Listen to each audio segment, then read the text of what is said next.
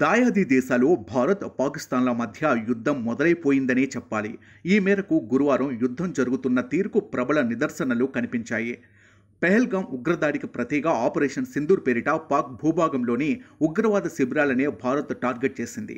అంతేకాకుండా తాము ఇప్పటిదాకా పాక్ పౌర సమాజాన్ని కానీ, ఆ దేశ సైనిక స్థావరాలను కానీ టార్గెట్ చేసి కానీ దాడులే చేయలేదని కూడా భారత సైన్యం అధికారికంగానే ప్రకటించింది. అయితే పాక్ ఈ వ్యవహారంలో దొంగదారిని అవలంబించింది. ఫలితంగా ఇరు దేశాల మధ్య యుద్ధం మొదలైపోయింది. భారత్లోని పటిష్ట ఎయిర్ బేస్ కలిగిన పఠాన్కోట్ను లక్ష్యంగా చేసుకుని పాక్ సైన్యం వైమానిక దాడికి దిగింది.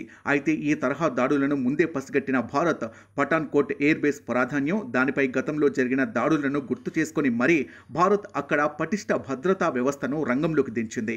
పఠాన్కోట్ వైపు దూసుకు వచ్చిన పాక్ ఫైటర్ జెట్ విమానాన్ని భారత్ కూల్చేసింది. ఈ ఘటనలో పాక్ జెట్లోని ఆ దేశ పైలట్ కూడా భారత్కు పట్టుబడినట్లుగా వార్తలు వినిపిస్తున్నాయి.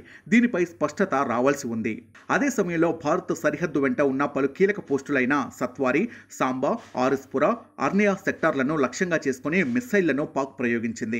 వీటిని కూడా భారత్ గాల్లోనే పేల్చి పారేసింది. తాను చేసిన దాడులు విఫలమైన నేపథ్యంలో పాక్ తన సిస్సులైన దొంగ బుద్ధిని బయటపెట్టుకుంది. తాము భారత్పై ఇప్పటిదాకా ఎలాంటి దాడులే చేయలేదని ఆ దేశం అధికారికంగా ప్రకటించింది.